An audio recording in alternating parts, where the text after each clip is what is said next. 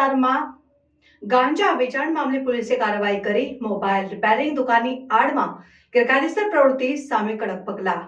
સુરતના ભીસ્તાન વિસ્તારમાં આવેલ ભગવતી ઇન્ડસ્ટ્રીયલ વિસ્તારની જય જગન્નાથ મોબાઈલ રિપેરિંગ દુકાનની આડમાં ગાંજાનું વેચાણ કરવામાં આવતું હોવાનું બહાર આવ્યું છે. આ માહિતી મળતા પોલીસે તાત્કાલિક કાર્યવાહી કરીને દુકાન માલિક અખિલ પૂર્ણચંદ્ર પાંડાની ધરપકડ કરી છે. પોલીસ તપાસ દરમિયાન દુકાનમાંથી 221.5 ગ્રામ ગાંજા જપ્ત કરવામાં આવ્યું છે. આ સાથે આરોપી અખિલ પાંડા સામે narcotics drugs and psychotropic substance અધિનિયમ હેઠળ કાયદેસર કાર્યવાહી શરૂ કરવામાં આવી છે. ભીસ્તાન પોલીસે વધુ તપાસ હાથ ધરી છે, જેમાં ગાંજાના સ્ત્રોત અને અન્ય સંડોવાયેલા લોકો વિશે માહિતી મેળવવાનો પ્રયાસ કરવામાં આવી રહ્યો છે. આ કેસ દ્વારા સુરત શહેરમાં નશીલા પદાર્થોના વેચાણ અને વપરાશ સામે કડક કાર્યવાહી કરવાની પોલીસની પ્રતિબદ્ધતા દર્શાવે છે. આ ઘટના સ્થાનિક વેપારીઓ અને રહેવાસીઓમાં ચિંતાનો વિષય બની છે.